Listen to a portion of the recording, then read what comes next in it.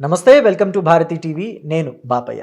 గడిచిన ఒక 3-4 రోజుల నుంచి జోగి రమేష్ ఫ్యామిలీ వ్యవహారాలు రోడ్డు మీదకి వచ్చేసాయి.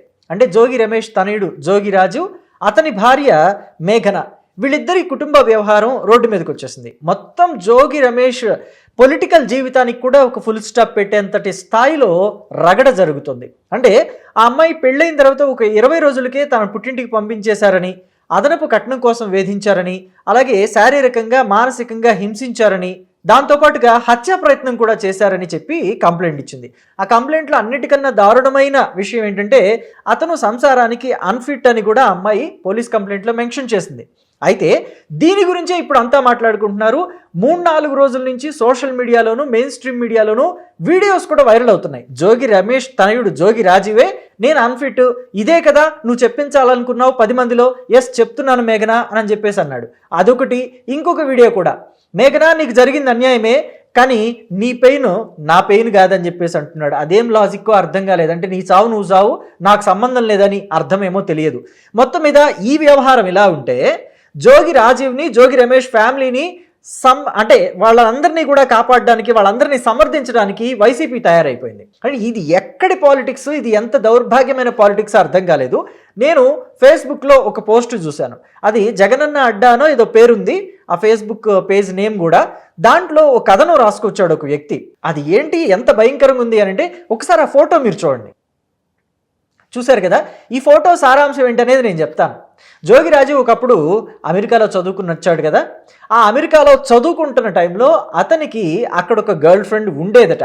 అయితే ఆ అమ్మాయిని జోగిరాజు చాలా ఘాటుగా ప్రేమించేశాడు అని చెప్పి దాంట్లో రాసుకొచ్చాడు. కానీ దురదృష్టవశాత్తు దేవుడు వక్రంగా చూడటం వల్ల, విధి వక్రీకరించటం వల్ల ఆ అమ్మాయి యాక్సిడెంట్లో చనిపోయింది. ఆ అమ్మాయిని జోగిరాజు మర్చిపోలేకపోయాడు. ఇండియాకు వచ్చిన తర్వాత కూడా డిప్రెషన్లో ఉండేవాడు. కానీ ఫ్యామిలీ మెంబర్స్ అంతా మూవ్ ఆన్ అవ్వాలి నాన్న, నువ్వు ఇలా ఉంటే ఎలాగా, పెళ్లి చేసుకో నాన్న అని బలవంతంగా ఒప్పించారు. కానీ మేఘనని పెళ్లి చేసుకున్న తర్వాత కూడా జోగిరాజు ఆ అమ్మాయిని మర్చిపోలేకపోయాడు. ఎప్పుడు మేఘనని చూసినా ఆ పాత జ్ఞాపకాలే గుర్తొచ్చేవి. అందుకే మేఘనతో సరిగా ఉండలేకపోయాడు అని చెప్పి రాసుకొచ్చారు. అంటే ఏంటి అర్థం? మేఘన ఏమో ఇతను సంసార జీవితానికి అన్ఫిట్ అని చెప్పేసి పోలీస్ కంప్లైంట్లో క్లియర్గా మెన్షన్ చేసింది. గడిచిన 3-4 రోజుల నుంచి తెలుగుదేశం పార్టీ కార్యకర్తలు, జనసేన పార్టీ కార్యకర్తలు ఏకి పడేస్తున్నారు జోగి రాజీవ్ని. ఎందుకంటే ఒకప్పుడు చంద్రబాబు నాయుడిని జోగి రాజు తన వయసు తారతమ్యాలు కూడా మర్చిపోయి, చిన్నంతరం పెద్దంతరం కూడా లేకుండా చంద్రబాబు నాయుడు లాంటి ఒక పొలిటికల్ స్టాల్వర్ని, పొలిటికల్ కటౌట్ని పట్టుకుని ఆయన ఒక మానసిక రోగి, శారీరక రోగి కూడా అని చెప్పేసి జోగి రాజీవ్ మాట్లాడాడు. కానీ ఇవాళ రోగి ఎవరయ్యారు? ఇవాళ మానసికంగా స్థితి తప్పిపోయి మాట్లాడుతున్నాడా జోగి రాజీవ్ అని అనిపిస్తుంది. క్షమించాలి, తెలుగుదేశం పార్టీ వాళ్ళు, జనసేన పార్టీ వాళ్ళు అంటున్నట్టుగా నాకు కూడా రోగి రాజీవ్ అని వస్తుంది. ఎందుకంటే వాళ్ళంతా ఇప్పుడు నెట్లో అదే ట్రోల్ చేస్తున్నారు జోగి రాజీవ్ గురించి. సో అయితే ఇప్పుడు తన మానసిక స్థితి కూడా గతి తప్పిందేమో అని అనిపిస్తుంది. ఎందుకంటే తండ్రి మీదే పెద్దగా కేకలేస్తూ, పిల్లనిచ్చిన మామ మీదే కాండ్రించి ఉమ్మేస్తూ, ఇలాంటివన్నీ కూడా వీడియోలు సోషల్ మీడియాలోకి వచ్చిన తర్వాత అసలు జోగి రాజీవ్కి ఏమైంది, మానసిక స్థితి బాగానే ఉందా అనే అనుమానాలు కలుగుతున్నాయి. ఒకప్పుడు, ఇప్పుడు, భవిష్యత్తులో కూడా చంద్రబాబు నాయుడు మానసిక స్థితికి ఎటువంటి ఢోకా లేదు. ఆయన భవిష్యత్తు తరాల గురించి ఆలోచించే వ్యక్తి. ఆయన మానసికంగా చాలా దృఢంగా ఉంటారు, శారీరకంగా ఇంకా దృఢంగా ఉంటారు. ఇంకా చెప్పాలంటే యూత్లో ఉన్నవాళ్ళు, యంగ్ ఏజ్లో ఉన్నవాళ్ళు కూడా తిరుపతి మెట్లు ఎక్కేటప్పుడు మధ్యలో 1-2 చోట్ల ఆగుతారు. కానీ చంద్రబాబు నాయుడు మొదలు పెడితే ఏకబిగిన ఆపకుండా ఎక్కేసే టైపు ఆయన. ఆ గతంలో అలా ఎక్కింది కూడా మనం సందర్భాలు చూసాం. సో అలాంటి ఆరోగ్యంగా ఉన్న వ్యక్తిని రోగి అని మాట్లాడి జోగి రాజు ఇప్పుడు రోగిగా మిగిలిపోయాడు, మానసికంగా, శారీరకంగా కూడా.